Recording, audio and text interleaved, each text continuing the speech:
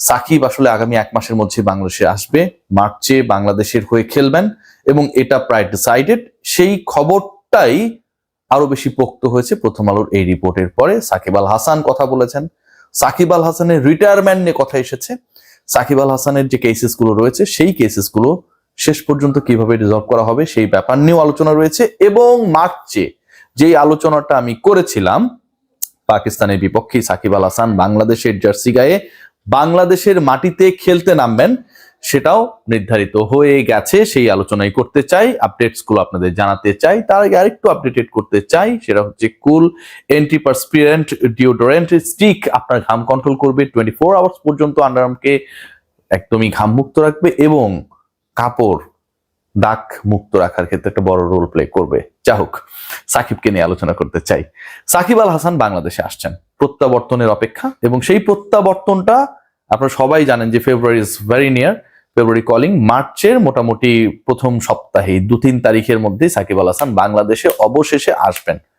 সাকিব আল হাসান যে বাংলাদেশে আসবেন, বাংলাদেশ ক্রিকেট বোর্ড স্ট্যান্ডবাজি করে সাকিবকে নিয়ে যে আলোচনাটা আমি করছি, আপনারা করছেন, সবাই করছে, সেটাকে আসলে মানে কি বলবো, আলোর মুখ দেখানোর চেষ্টা করেছে। যখন বাংলাদেশ ক্রিকেট বোর্ডের নানা কর্মকাণ্ড নিয়ে অনেক ধরনের অসন্তোষ ছিল, বিশ্বকাপে অংশগ্রহণ করা না করা, বাংলাদেশ যুব দলের ব্যর্থতা, বিপিএল এ ফিক্সিং, ঠিক তখন সাকিব আলোচনাটা মার্কেটে ছড়িয়ে দেওয়া হয়ে সাকিব আলোচনা মার্কেটে যখন ছড়িয়ে দেওয়া হয়েছে, ঠিক তখন সাকিব আল হাসানের আসার ব্যাপারে নিশ্চয়ই বাংলাদেশ ক্রিকেট বোর্ডকে একটা পজিটিভ রোল প্লে করতে হবে, এবং সেই ইফেক্টিভ রোলটা এমন হতে হবে যেন সাকিব আল হাসান বাংলাদেশে এসে খেলতে পারেন, সেটার জন্য যেন পরিবেশটা উপযুক্ত হয়।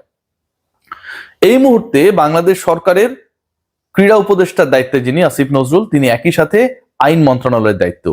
বাংলাদেশ ক্রিকেট বোর্ডের সাকিব আল হাসানকে প্রত্যাবর্তনের ক্ষেত্রে আমার কাছে মনে হয় এই 2 মন্ত্রণালয়ের দায়িত্বপ্রাপ্ত উপদেষ্টা যে একজনই, সেটা একটা বড় রোল প্লে করেছে। এবং সেই ভূমিকার কারণে সাকিবের মামলা কেন্দ্রিক যে জট, সেটা আসলে খুব বেশি জট পাকাবে না সাকিবের বাংলাদেশের হয়ে খেলার জন্য।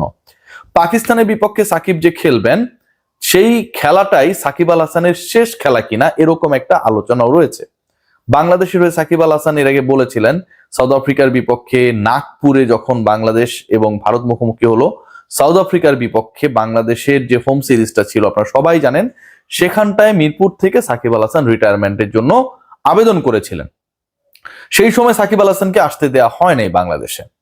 সাকিব আল হাসানকে সেই সময় যখন আসতে দেওয়া হয়নি, তখনও সাকিবের বিরুদ্ধে মামলা ছিল, এখনো সাকিবের বিরুদ্ধে সেই মামলাগুলো রয়েছে। ওই সময়ের পরবর্তী সময়ে সাকিবের বিরুদ্ধে আরো অনেক নতুন নতুন অভিযোগ এসেছে, কিন্তু এই মুহূর্তের সাকিব আল হাসান বাংলাদেশ ক্রিকেট বোর্ড, বাংলাদেশের ক্রিকেটের ইমেজের জন্য অনেক বেশি ইম্পর্টেন্ট হয়ে দাঁড়িয়েছে। যে কারণে despite having too many cases, too many arguments, too many issues, Shakib Al হাসানকে বাংলাদেশে ফেরানোটা এখন যেন একটা বড় দায়িত্বের মধ্যে পড়ে গেছে সরকারের একদিক থেকে, আরেক দিক থেকে বাংলাদেশ ক্রিকেট বোর্ডের।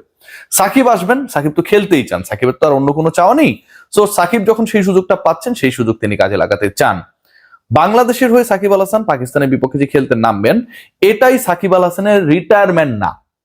এখান থেকে Shakib Al Hasan good bye tata বলে দিচ্ছেন না। তিনি বলেছিলেন এর আগে, আপনারা সবাই জানেন যে দেশের হয়ে তিনি খেলতে চান, দেশের মাটিতে তিনি রিটায়ারমেন্ট করতে চান। এটা যে কোনো ক্রিকেটার, সাকিবের মতো চ্যাম্পিয়ন ক্রিকেটারে এইরকম একটা ভাবনা, চিন্তা, কষ্ট, আবেগ, অনুভূতি কাজ করবে, সেটা নিয়ে তো আসলে কোনো ডিবেটের সুযোগ নেই। কিন্তু ওই পরিবেশটা তৈরি হয়নি। যেই মন্ত্রণালয় এখন সাকিবকে ফেরানোর দায়িত্বে অনেক বেশি পজিটিভ রোল প্লে করছে, সরকার তো আলটিমেটলি কোনো একটা জায়গা থেকে আদিষ্ট হয়ে, অনুপ্রাণিত হয়ে অথবা আদিষ্ট হয়ে যে সিদ্ধান্তটা গ্রহণ করতে যাচ্ছে, সেই সিদ্ধান্তের পেছনে তো যুব ক্রীড়া মন্ত্রণালয়ের একটা বড় রোল রয়েছে। একটা সময় যুব ক্রীড়া মন্ত্রণালয়ের যিনি উপদেষ্টা ছিলেন আসিফ মাহমুদ সজীব ভুঁইয়া, তিনি নিজেই ঘোষণা করেছেন সাকিবকে দেশে আসতে না দেওয়াটা তার একটা ভালো সিদ্ধান্ত ছিল। এখন সবচেয়ে স্বস্তিটা তৈরি হয়েছে আসিফ মাহমুদ সজীব ভুঁইয়া, তিনি আর ওই মন্ত্রণালয়ের দায়িত্বে কি বাংলাদেশ সরকারের মধ্যেই তিনি আর নেই। যেহেতু তিনি নেই, সাকিবকে নিয়ে আসার ক্ষেত্রে বাংলাদেশ ক্রিকেট বোর্ডের পূর্বেও যে ইচ্ছা ছিল, আর এখন পরিস্থিতির কারণে যে ইচ্ছাটা আরো বেশি জোরালো হয়েছে, সেই ইচ্ছা বাস্তবায়নটা এখন অনেক ইজি হয়ে গেছে। মার্চের ফার্স্ট উইকে সাকিব আসবেন।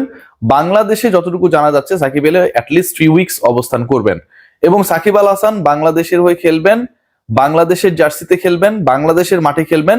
ইন্টারেস্টিংলি পুরো ঘটনায়, পুরো ডিসিশন মেকিং এর ক্ষেত্রে এমন একটা সিচুয়েশন ক্রিয়েট করার চেষ্টা করা হচ্ছে যেন কোনোভাবেই সাকিবকে কোনো হ্যারাসমেন্টের শিকার হতে না হয়। এবং এই পুরো ব্যাপারটা বাংলাদেশ ক্রিকেট বোর্ড, যুব ক্রীড়া মন্ত্রণালয়, আইন মন্ত্রণালয়, এই যে তিনটা পার্ট রয়েছে, তারা একসাথে একইভাবে বাস্তবায়নের চেষ্টা করছে যে বাংলাদেশে সাকিব আল হাসানের প্রেজেন্সটা যেন কোনো ধরনের ইস্যু ক্রিয়েট না হয়। এখন কথা হচ্ছে যে বর্তমান সরকারের মেয়াদি তো আছে আর কয়েকটা দিন মাত্র, যেহেতু আপনারা জানেন যে জাতীয় নির্বাচন